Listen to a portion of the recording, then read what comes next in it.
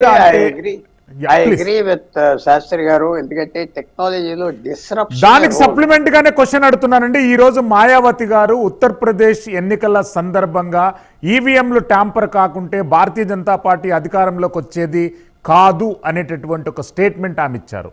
దానికి మీరు ప్లీజ్ దానికి ఆమె ఇచ్చే స్టేట్మెంట్ మనం చాలా సీరియస్ గా తీసుకోవాలి, వినాలి, మర్చిపోవాలి.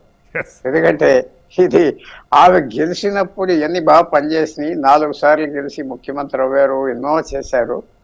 ఇప్పుడు పార్టీ జీరో అయిపోయాక ఆ ఆర్గ్యుమెంట్ పని చేయదు కదా. ఆ రోజు ఎప్పుడైతే ఆమె 423 ఎమ్మెల్యేల్లో 400 ఎమ్మెల్యేల్లో 210 వచ్చినప్పుడు ఇది తప్పుడు ఎలక్షను, నేను వదిలేస్తానని చెప్పుంటే ఇవాళ అలాంటి మాటలు నమ్ముతాం. బాగా తిని అనుభవించి మళ్ళీ తిని మళ్ళీ అనుభవించి పదవులు తిని ఈవేళ మాట అంటున్నారంటే ఇది కొంచెం ఆశ్చర్యం. క్రెడిబిలిటీ గ్యాప్ కాదు, ఇది క్రెడిబిలిటీ ఓషన్ అని అంటాను. ఎందుకంటే అది నాన్ సీరియస్ రిమార్క్గా తీసుకుని అది ఆ క్రెడిబిలిటీయే దెబ్బతింటాను నేను అనుకుంటున్నాను. I don't give much wait.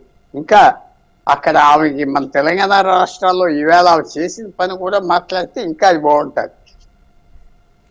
Yes sir, AP Telangana 2 రాష్ట్రాలను ఒకే రోజు పోలింగ్ సరళి నిర్వహించడం ఎలాంటి స్ట్రాటజీస్గా భావించుకోవాలి? ఏపీలో పొలిటికల్ ప్రిడిక్షన్స్ ఎట్లా ఉండబోతున్నాయి? పెండపాటి పుల్లారావు గారు ఈవేళ 2 రాష్ట్రాలు పెడతాం కొంచెం లాజికల్ గా చేశారు.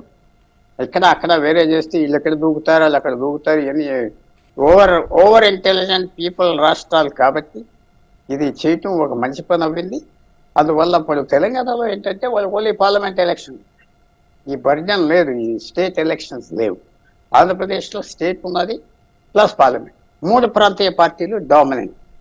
అక్కడ 2 నేషనల్ పార్టీస్ డామినెంటా, 2 నేషనల్ పార్టీస్ ప్లేయర్స్ ఉన్నారు.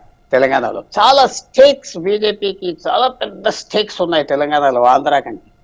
ఎందుకంటే బీజేపీ ఈ 5 సంవత్సరాలు 10 సంవత్సరాలు కేసీఆర్ని విమర్శించి తిట్టి ఆయన బయటికి పంపించేసిన ఆఫీస్ నుంచి కాంగ్రెస్ పార్టీ లాభం తెచ్చుకున్నారు. అనుకోకుండా ఒక రికార్డుగా లాభం తెచ్చుకుని గవర్నమెంట్ ఫామ్ చేశారు. చాలా జాగ్రత్త అయిపోతున్నారు. 3 ఎంపీలు వచ్చారు.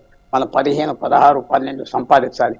ఎందుకంటే రాహుల్ గాంధీకి 55 దాటితే లీడర్ ఆఫ్ అపోజిషన్ ఇవ్వటానికి తెలంగాణ ఒక కీ, కర్ణాటక ఒక కీ, అలాగే కేరళ వాళ్ళు ఎక్స్పెక్ట్ చేస్తున్నారు, తమిళనాడు. మనం 55 దాటడానికి వాళ్ళ ప్రోగ్రాంలో తెలంగాణ. ఎందుకంటే తెలంగాణలో ఒకవేళ 8, 9 ఎంపీలు వస్తే హిమాచల్లో జరిగినట్టుగా జరుగుతుంది, కర్ణాటకలో జరిగినట్టు జరుగుతుంది. చాలా కీలకం ఎలక్షన్. బీజేపీ చెప్పుకోవట్లేదు కానీ బీజేపీ చేసిన తప్పు వల్ల ఈ రీజనల్ పార్టీస్ మీద పడినందువల్ల అరవింద్ కేజ్రీవాల్ మీద, మమతా బెనర్జీ మీద, కేసీఆర్ మీద అక్కడ 3 రాష్ట్రాలని కాంగ్రెస్తో కొంచెం ఐకమత్యం చేసే పని చేసింది. ఇక్కడ కాంగ్రెస్కి బిగ్గెస్ట్ ఎనిమీని డిఫీట్ చేసింది బీజేపీ. దానికి రివార్డుగా మనకు చీఫ్ మినిస్టర్ గారు వాళ్ళని ఓపెన్గా పర్సనల్గా విమర్శించట్లేదు. బీజేపీ నాయకుల్ని వాళ్ళు మంచోళ్ళు, నా స్నేహితులు, వీళ్ళు మా స్నేహితులు అని చెప్పుకుంటున్నారు.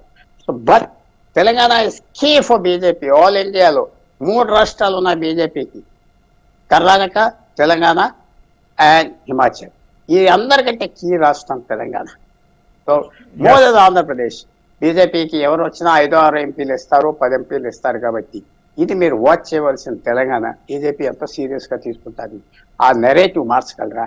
రేవంత్ రెడ్డి గారి పరిపాలన బాగున్నది, ఓట్లు ఆయనకి వేయాలా? ఆయన ప్రధానమంత్రి అవ్వడు కదా. ప్రధానమంత్రి నేను కదా నరేంద్ర మోడీ చెప్పి నాకు ఓటేయండి చెప్పుకోగలుగుతారా? ఆ మాట ఎక్కుతారా? లేకపోతే రేవంత్ రెడ్డితోనే ఉంటుందా ఓటు? ఎందుకంటే ఎన్టీఆర్ కూడా రాజీవ్ గాంధీ మదర్ చచ్చిపోయినప్పుడు దేశమంతా మెజారిటీ పూర్తిగా కాంగ్రెస్కి వస్తే ఒక బెంగాల్, ఒక ఆంధ్రప్రదేశ్లోనే రాలేదు. సో మనం చాలా ఇంట్రెస్టింగ్గానే వాచ్ చేస్తున్నారు తెలంగాణ. ఆంధ్రాది ఇంకా సిచ్యువేషన్ ఇవాల్వ్ అవుతా ఉన్నది పూర్తిగా.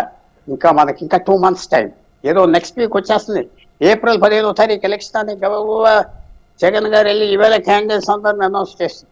ఒక అరగంట పోయాకే ఎలక్షన్, ఇంకా 60 రోజుల తర్వాత షాక్. సో వీళ్ళందరినీ 60 రోజులు మోయాలి, వాళ్ళని డిఫెండ్ చేయాలి. కేసీఆర్ 90 రోజులు మోసేడు ఎమ్మెల్యేలని ఏమైందో అక్కడ మీకు తెలుసు కదా. సో ఇవాళ day of many mixed results, surprises. Yes. Shastri garu, electro bond వివాదం అనేటటువంటిది తటస్థంగా ఉన్నటువంటి ఓటర్ల మనసును మారుస్తుంది అని చెప్పి కొంతమంది ప్రిడిక్షన్స్ ఇస్తున్నారు. ఎలక్ట్రో బాండ్స్ పొలిటికల్ ఎలక్షన్ సరళిపైన ఎలాంటి ఇంపాక్ట్ ఉంటుంది?